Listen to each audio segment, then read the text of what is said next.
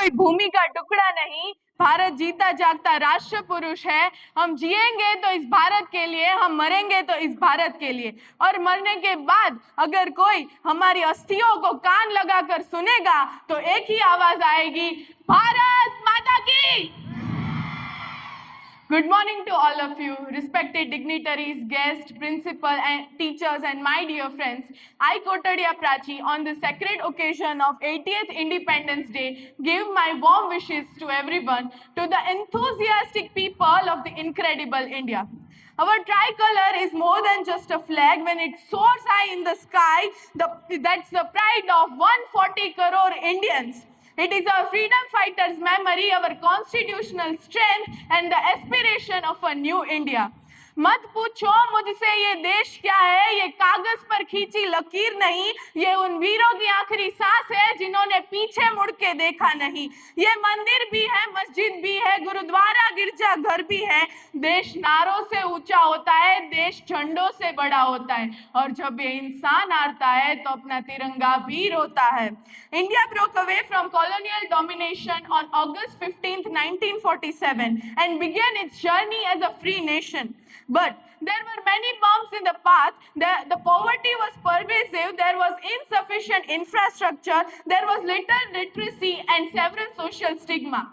But do you all know why our situation was like this?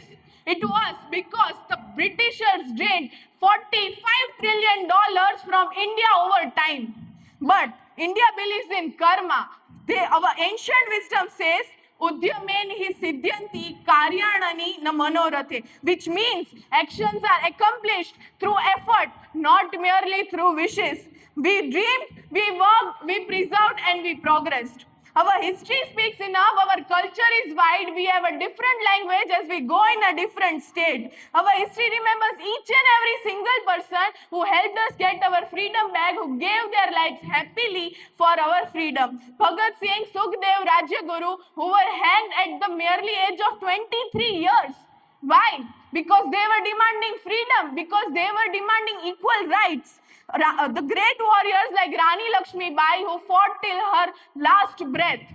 It's a fun fact, it took Italy 23 years for the unification of 9 provinces, took Germans 9 years for the unification of 39 provinces, but our Iron Man, our Sardar Vallabhbhai Patel, took only 18 months for the unification of 562 princely states.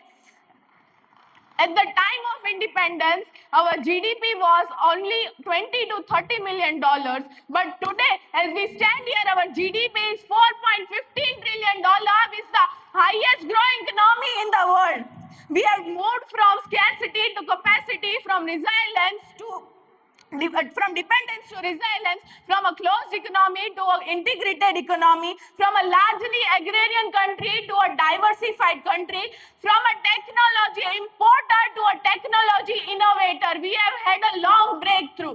All this happened because of various people, various things like green revolution, white revolution, 5-year plans, UPI, etc. and many more. In 1991, India suffered from a crisis where the government had only the fund to run the country for the next 10 days.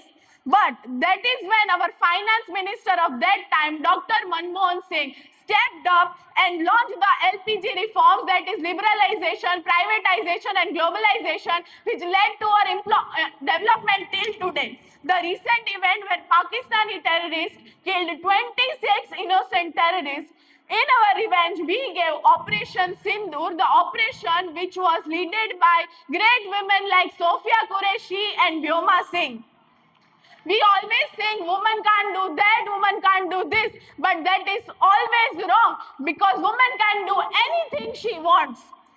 जिसे कमजोर समझा गया वह इतिहास लिख गई, जिसे चौखट तक बांधा गया वह आकाश लिख गई, जिसे अधिकारों से वंचित करा गया वह अधिकारों की आवाज बन गई, और जिसे पूरे समाज ने दबाना चाहा वही आज उस देश की शान बन गई. आज हमारी नारियां हर उस क्षेत्र में आगे बढ़ रही है जिसे कभी पुरुषों का क्षेत्र माना जाता था. Ruchira Kamboj becomes the first women representative at the United Nations, and which shows the confidence that New Bharat places in its women. From diplomacy to entrepreneurship, women of India are redefining success. We need women-led empowerment instead of just women empowerment. Today, we stand as the first country of the world that sent its satellite to Mars in its first try, and the only country to land on the darkest south pole of the moon. Freedom is the achievement of one generation. Development is the responsibility of our generation. And a developed India will be the gift of our generation to the next. Standing for the national anthem takes 52 seconds, but respecting our country takes 24 hours a day. Think about it. Which makes a nation stronger? Patriotism or civic sense? Patriotism is loving your country, and civic sense is proving that love. Anyone can post, proud to be Indian online, but can you follow traffic rules when no one is watching? The strongest countries in the world aren't great because their citizens love their country. They are great because their citizens treat public places as their own. They know that the rights come with a responsibility. Real patriotism isn't measured by how loudly you say, I love my country. It's measured by what you behave, how you behave when the no cameras are watching and no one is getting uploaded. Because of fly highs only when the character of the citizen stands even higher. I will end my speech by 2 lines.